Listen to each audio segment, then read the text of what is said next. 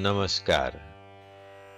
महापुरुषों का कहना है कि कविता हमें बेहतर इंसान बनने में सहायता करती है। इसलिए ये जरूरी लगता है कि कविता सब तक पहुंचे, सब कविता को जानें और समझें। विशेष रूप से हमारी युवा होती पीढ़ी अर्थात किशोर बच्चे कविता से निकटता बनाएं तो एक बेहतर समाज के निर्माण में उनकी भूमिका सार्थक हो सकती है। किंतु ऐसा तभी संभव है जब हम ये जान लें कि कविता है क्या। कविता का एक छोर जहां कल्पना को आकाश की ऊंचाइयों तक ले जाने की क्षमता रखता है, वहीं जीवन का यथार्थ कविता को धरातल पर लाकर खड़ा कर देता है। यही अंतर्विरोध ही कविता का जनक है। कविता का भाव जगत छात्रों के लिए हमेशा से जिज्ञासा का कारण बनता रहा है। इस श्रृंखला के कार्यक्रमों में उनकी इन्हीं जिज्ञासाओं का उत्तर खोजने का प्रयास किया गया है।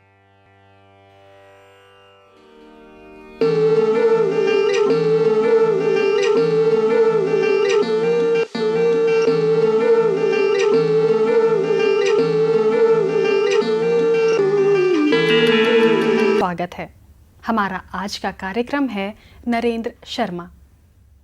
ये पाठ एनसीईआरटी की हिंदी की पाठ्यपुस्तक अंतरा भाग 1 में संकलित है। सबसे पहले प्रस्तुत है कविता पाठ। कविता का शीर्षक है नींद उचट जाती है। जब तब नींद उचट जाती है, पर क्या नींद उचट जाने से रात किसी की कट जाती है। देख देख दुस्वप्न भयंकर, चौंक चौंक उठता हूं डर कर, पर भीतर के दुस्वप्नों से अधिक भयावह है तंबार।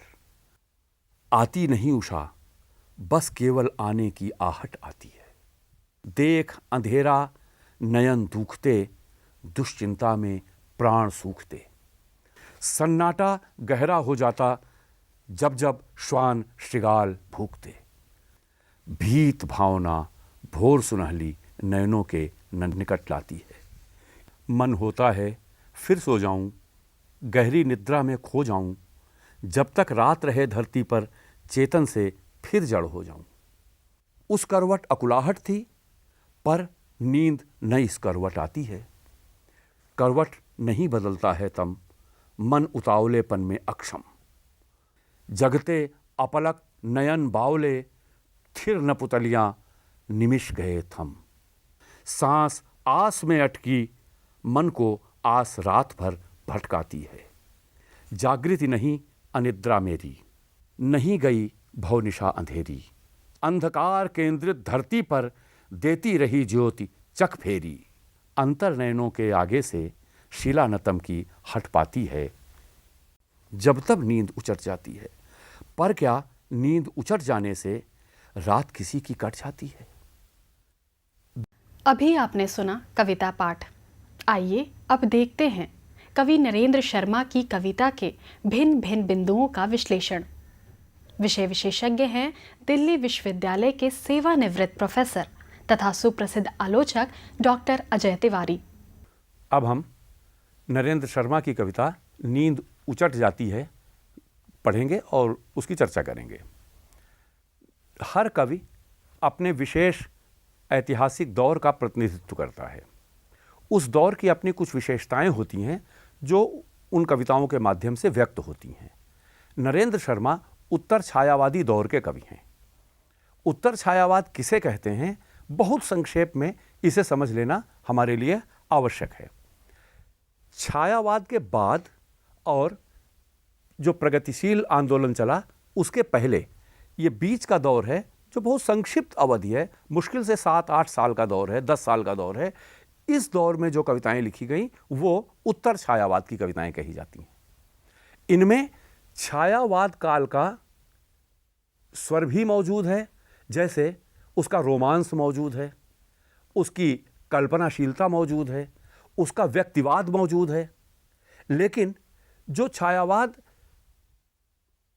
समाज के अन्याय का विरोध करने के लिए कल्पना में एक और संसार बनाता था, यहां वो काल्पनिक संसार नहीं है और इसलिए वास्तविक संसार की मारें, उसकी ठोकरें, उसकी पीड़ाएं अधिक मुखर होकर आई हैं।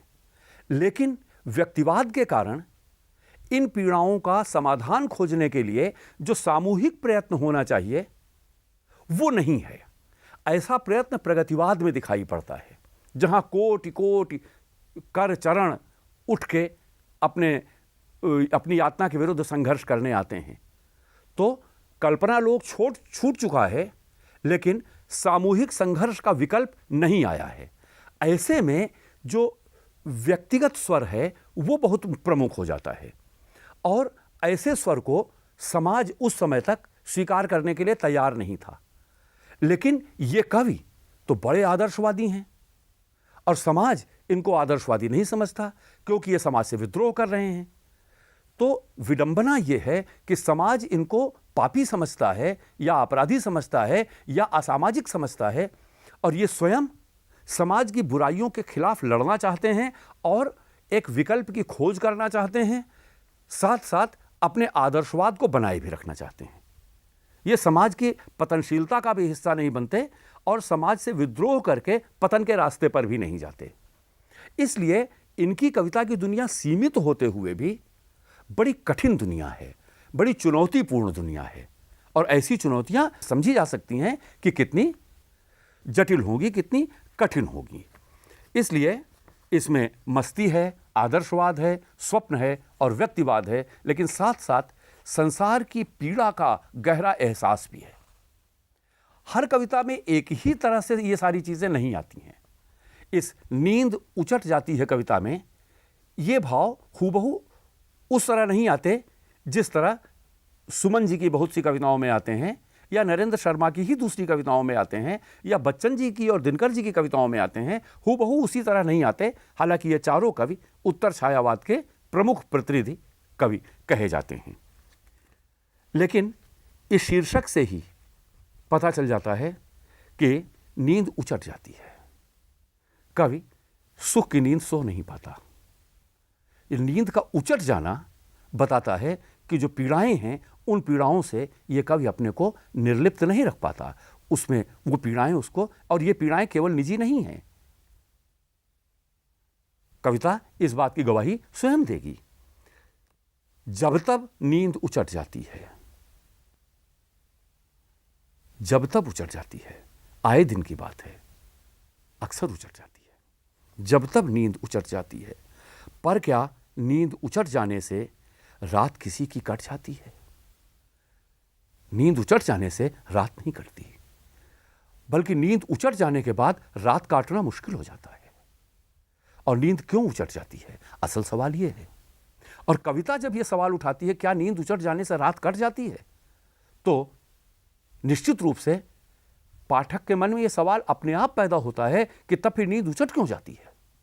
और उसका जवाब हमेशा कवि पूरी तरह दे जरूरी नहीं है। कवि इशारे करता है, जवाब तो पाठक अपने अनुभव से स्वयं खोजता है। और इसीलिए कविता का गुण है, और नरेंद्र शर्मा इस मायने में एक श्रेष्ठ कवि हैं, कविता का गुण है कि वो पाठक की कल्पना को उसके अनुभव के भीतर से सक्रिय कर देती है। और इस कविता में यही काम कवि करता है। देख देख दुस्वप्न भयंकर, चौंक चौंक उठता हूं डर कर। अब यहां तो उत्तर काफी हद तक कवि ने दे दिया है कि दुस्वप्न आते हैं, मैं डर कर चौंक उठता हूं। और दुस्वप्न कब आते हैं? जो होना चाहिए वो नहीं हो रहा है, जो नहीं होना चाहिए वो हो रहा है। जब जब ऐसा होगा, जब जब सुप्रीम कोर्ट कहेगा कि व्यक्तिगत आजादी संविधान का दिया हुआ अधिकार है और आप अपने विचार व्यक्त करेंगे और कोई आके गोली मार देगा, और उसके बाद इसका समर्थन करने के लिए कुत्ते और कुतिया बनाए जाएंगे आप, तो आप कल्पना करें कि दुस्वप्न का समय होगा कि नहीं होगा। ये अंग्रेजी राज में था, ये आज़ादी के बाद था, ये वर्तमान में है, ये भविष्य में भी हो सकता है। और इसीलिए कविता एक स्थिति का वर्णन करती है, लेकिन उस तरह की अनेक स्थितियों पर लागू होती है। उसके अर्थ में इसीलिए अनंत संभावनाएं होती हैं और हर बार वो अपना नया अर्थ आविष्कृत करती है, नए अर्थ का आविष्कार करती है, नया अर्थ समय उसके साथ अपना खोजता है। देख देख दुस्वप्न भयंकर, चौंक चौंक उठता हूं डर कर, पर भीतर के दुस्वप्नों से अधिक भयावह है तम बाहर। तम माने अंधकार। जो बाहर का अंधकार है वो भीतर के दुस्वप्नों से अधिक भयानक है। जाहिर बात है, कभी कह तो नहीं रहा है, लेकिन स्पष्ट है कि बाहर जो अंधकार है उसी के कारण मन के भीतर ये दुस्वप्न है, ये भय है। और इस तरह जो बाहर का वातावरण है और जो मन के भीतर का भाव है, दोनों एक दूसरे से जुड़े हुए हैं। और वो समय ऐसा है गुलाम देश का, और उस गुलाम देश में रूढ़िवादी समाज का, जहां बाहर ज्यादा अंधकार है और उस अंधकार से लड़ते समय भीतर भी दुस्वप्न अधिक आते हैं। आती नहीं उषा, बस केवल आने की आहट आती है। अंधकार होगा तो उषा आएगी, भोर आएगी, लेकिन उषा नहीं आ रही है, उसकी बस आहट आ रही है। और ये जो आहट है ये जिलाए रखती है। इतने बाहर भीतर के अंधकार में ये जो उम्मीद है उषा की, ये उषा की आहट है, यही जिलाए रखती है। देख अंधेरा नयन दुखते, दुश्चिंता में प्राण सूखते। अंधेरा देखकर आंखें दुखने लगी हैं। आंखें दृश्य देखकर नहीं दुखती, ये देखने की बात है। अंधेरा जहां कुछ नहीं दिखाई पड़ता वहां आंखें दुखने लगती हैं। जहां कुछ नहीं दिखता वहां देखने की कोशिश कीजिए, बहुत ताकत लगती है। जहां उम्मीद ना हो वहां उम्मीद बांधे रखने की कोशिश कीजिए, बड़ी ताकत लगती है। उसकी तरफ इशारा है। सन्नाटा गहरा हो जाता जब जब श्वान श्रृगाल भूखते। अंधेरे में तो कुत्ते और सियार बहुत भूखते हैं, और जब कुत्ते और सियार भूखते हैं इस अंधेरे में तो सन्नाटा और गहरा हो जाता है।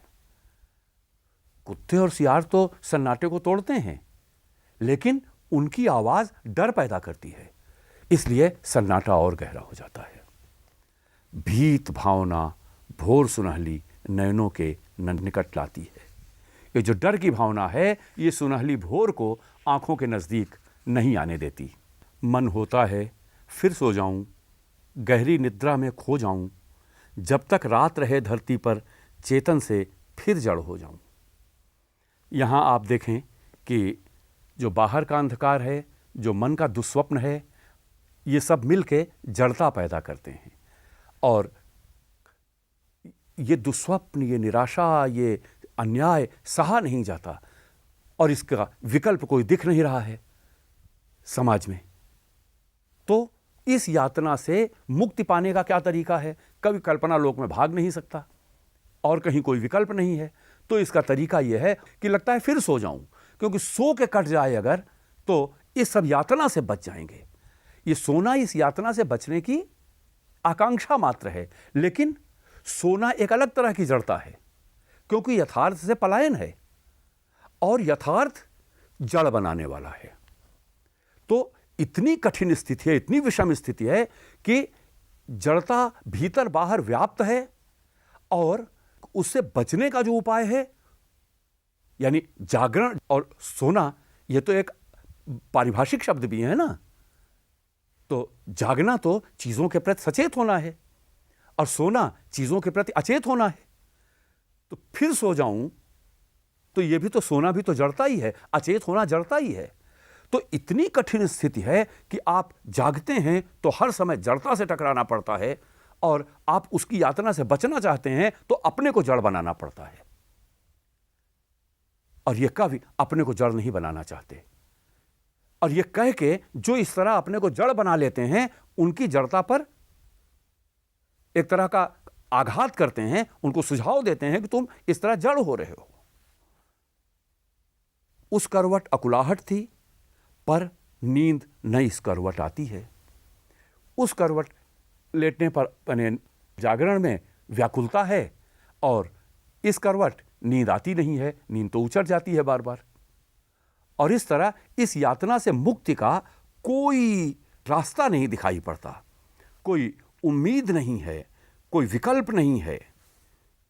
इस तरह ये जो कामना है, ये असल में जो नहीं करेगा कवि, उसकी तरफ इशारा है। लेकिन लंबी असफलता से जो निराशा मिली है, उस निराशा का पता हमें इससे चलता है। करवट नहीं बदलता है तम, मन उतावलेपन में अक्षम। कवि तो करवट बदल लेता है, लेकिन दोनों हालत में वो व्याकुल है। लेकिन अंधकार करवट नहीं बदलता, क्योंकि अंधकार करवट बदलेगा तो रोशनी आएगी, उषा आएगी। जगते अपलक नयन बावले, थिर न पुतलियां निमिष गए थम। मनुष्य करवट बदल ले, परिस्थिति करवट ना बदले, कैसी विडंबना है। पुतलियां स्थिर नहीं हैं, निमिष यानी जो क्षण है, पल है, समय है, वो थम गया है। अंधकार अगर करवट नहीं बदल रहा है तो ये जो यातना का समय है, ये थम गया है। और ये यातना, जैसा मैंने अभी इशारा किया कि देश की पराधीनता की यातना है और सामंती रूढ़ियों की यातना भी है, जो समाज में छाई हुई हैं, जिनके कारण व्यक्ति स्वतंत्र नहीं है। और इस स्वतंत्रता की लड़ाई बड़े दिनों तक उसे लड़नी पड़ती है। जगते अपलक नयन बावले, थिर न पुतलियां निमिष गए थम। सांस आस में अटकी, मन को आस रात भर भटकाती है। सांस आशा में अटकी हुई है, इसलिए मरने नहीं पाता, आशा बनी हुई है कि शायद कुछ हो। और आशा मन को रात भर भटकाती है, क्योंकि मर जाएं तो मुक्ति मिल जाए, लेकिन मर नहीं सकते क्योंकि आशा है। जागृति नहीं अनिद्रा मेरी। ये जो अनिद्रा है, ये जागरण नहीं है। अनिद्रा, जागरण तो चेतनता है, अनिद्रा व्याकुलता है। तो चेतनता और व्याकुलता का अंतर इससे स्पष्ट कर देता है कवि। तो कवि जागृत रहा, लेकिन संसार का अंधेरा नहीं मिटा, इसलिए वो जो जागरण है वो व्याकुलता पैदा करता है। इसलिए ये पूरा जागरण नहीं है, ये व्याकुलता है, बेचैनी है। जागरण तब होता जब उसके इन विचारों को सहयोग मिलता और परिस्थितियां बदलती। नहीं गई भवनिशा अंधेरी, संसार की अंधेरी रात मिटी नहीं। अंधकार केंद्रित धरती पर देती रही ज्योति चक फेरी। धरती पर तो अंधकार डट के मौजूद रहा, और जो ज्योति थी वो चारों तरफ चक्कर मारती रही। ये जो चारों तरफ ज्योति चक्कर मार रही है, आप जानते ही हैं कि सूर्य के चारों तरफ परिक्रमा करती है पृथ्वी, तो पृथ्वी के चारों तरफ से सूर्य की रोशनी आती रहती है। उस बिंब को इन्होंने इस रूप में, मैंने अपने अनुभव के इस संदर्भ में परिवर्तित करके दिखाया है। और सूर्य के उदय होने पर बहुत कविताएं, बहुत अच्छी अच्छी कविताएं लिखी हैं उन्होंने। इनकी बहुत प्रसिद्ध कविता है जो बाद में फिल्म का गीत भी बनी, ज्योति कलश छलके। तो वो अद्भुत गीत है। ज्योति कलश सूर्य है, वो छलक रहा है। तो देती रही ज्योति चक फेरी, अंतर नयनों के आगे से शीला नतम की हट पाती है, नींद उचट जाती है। तो अंतर मन के आगे से, अब यहाँ आप देखें स्पष्ट रूप से कहता है, बाहर तो अंधेरा नहीं करवट बदल रहा है, इसीलिए अंतर मन के आगे से भी तम नहीं हट रहा है। अभी आप देख रहे थे एनसीईआरटी की हिंदी की पाठ्यपुस्तक अंतरा भाग 1 में संकलित कवि नरेंद्र शर्मा और उनकी कविता पर आधारित ये कार्यक्रम। इसकी विवेचना कर रहे थे डॉक्टर अजय तिवारी। आशा है ये कार्यक्रम आपको पसंद आया होगा, लेकिन फिर भी यदि आपके मन में कोई प्रश्न हो, कोई जिज्ञासा हो, तो अपने मित्रों या अपने अध्यापकों से ज़रूर चर्चा करें और हमें पत्र भी लिखें। हमारा पता है संयुक्त निदेशक CIET, चाचा नेहरू भवन, NCERT, श्री अरविंद मार्ग, नई दिल्ली 110016। इसी के साथ हमारा आज का कार्यक्रम संपन्न होता है। अगले कार्यक्रम में एक अन्य कवि और उनकी कविताओं के साथ हम फिर हाजिर होंगे।